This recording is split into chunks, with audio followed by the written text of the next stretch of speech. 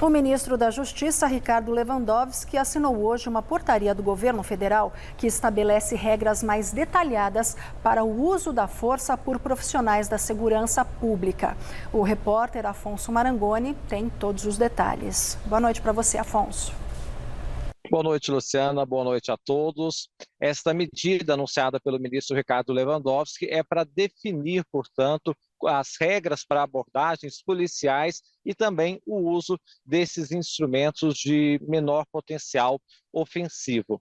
O anúncio vem para regulamentar, para trazer de forma mais clara um decreto que foi assinado pelo presidente Lula no final do ano passado, em dezembro, portanto, de 2024.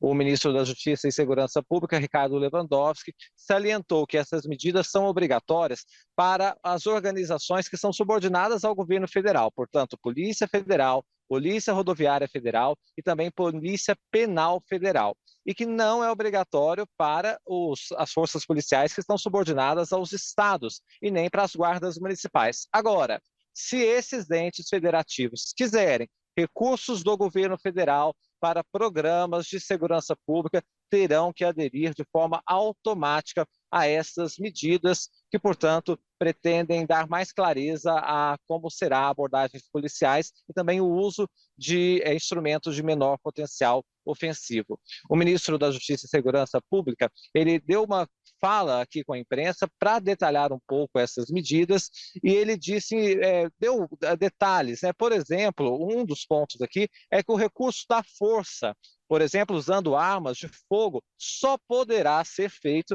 depois que outras possibilidades de abordagem se mostrarem insuficientes. Nós vamos acompanhar, então, um trecho do que falou o ministro Ricardo Lewandowski mais cedo. O uso da força física, da força letal, que é a última ratio, como se diz em latim, do Estado, só deve ocorrer quando não há mais outra possibilidade de utilizar um modo alternativo, um instrumento de menor potencial letivo ou ofensivo contra a pessoa, porque a vida humana, afinal de contas, pela própria Constituição, é um bem absolutamente fundamental, talvez seja o primeiro direito que o cidadão tem, é o direito à vida. Seja ele um cidadão de bem, seja ele um cidadão que eventualmente possa ter cometido um crime, ainda que grave.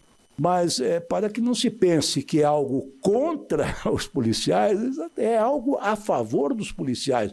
Porque, como disse o doutor Mário Sarrubo em sua alocução, da firmeza, da segurança para o profissional nas diversas situações que ele se encontra no desempenho de suas atividades.